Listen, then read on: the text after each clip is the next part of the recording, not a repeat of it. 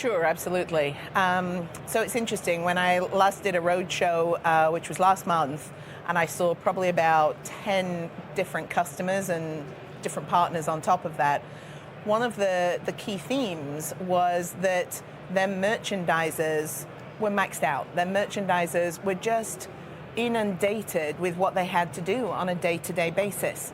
And it doesn't matter whether the economy is going up or the economy is going down, there never seems to be enough merchandising capability that you can afford or attract or retain in the business. And so as a consequence, every retailer out there is merchandising for the common queries, or what is often called the head queries or the fat head. So it's those popular queries, and merchandisers over years, over time, have often manually merchandised for those most popular queries.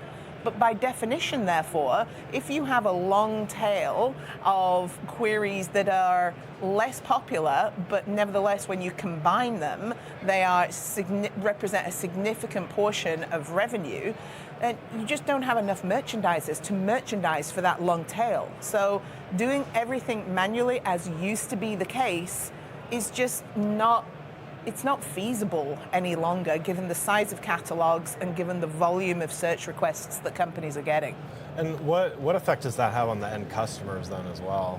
So it's interesting because what we're also seeing is the number of words in a search request is increasing. And if you're in the search box, think about your own buying sort of habits. When I know exactly what I want, I probably do have a few more words in the search box. That is when I am at my highest intent. But because I maybe use a few more words, I've got 4 words in the query, it's not one of the popular queries, so they've not taken the time to curate the experience that I will encounter as a result. And as a consequence, then as a consumer, I probably bounce to another site because the switching cost between e-commerce sites is 0. So it's a big issue. The other aspect is, if companies are in a challenging sector, for example, then, website traffic is probably declining. E-commerce teams are under pressure to attract more traffic to their site. And what I often say to them, that's not the only way of solving that problem. How about you do something with the traffic that's already coming to your site and that is already high intent. Service that in a better way, and it's a shorter route and a cheaper route to increase revenue. And that's where we come in.